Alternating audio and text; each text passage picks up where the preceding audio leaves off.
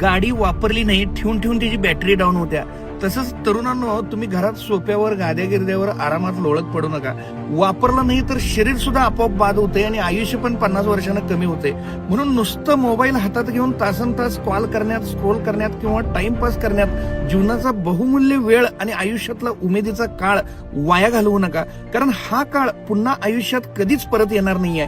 तुमच्या वाट्याला जे काम आलेलं आहे ते आवडीनं, गोडीनं, आनंदानं, मन लावून आणि झोकून देऊन करा. काम नाही, बेरोजगारी आहे म्हणत बसू नका. करणाऱ्याला काम भरपूर आहे. संधी त्या लोकांना दिसतात जे चालत राहतात. बसून राहणाऱ्यांना फक्त आणि फक्त अडचणी, अडथळे आणि कारणच दिसतात. म्हणून पहाटेचं लवकर उठा. सकाळच्या गोल्डन आवर मध्ये शरीराला, व्यायामाला, स्ट्रेचिंगला वेळ द्या. दिवसाची टू डू लिस्ट बनवा आणि अर्जंट घराबाहेर पडा. शोधत राहिलात तर मार्ग सापडत जातोय आणि चालत राहिलात तर संधी तुमच्या पायाशी येऊन उभ्या राहतात.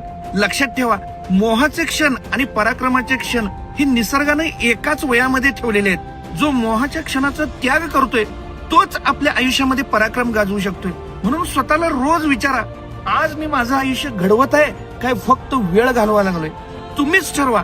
आळसात पडून टाइमपास करून आयुष्यामध्ये बाद व्हायचंय की उभं राहून मेहनत करून पराक्रम गाजवायचाय? निवड तुमची आहे. पण लक्षात ठेवा, आज घेतलेला निर्णय उद्याचं भविष्य घडवतोय. म्हणून उठा आणि लगेच कामाला लागा.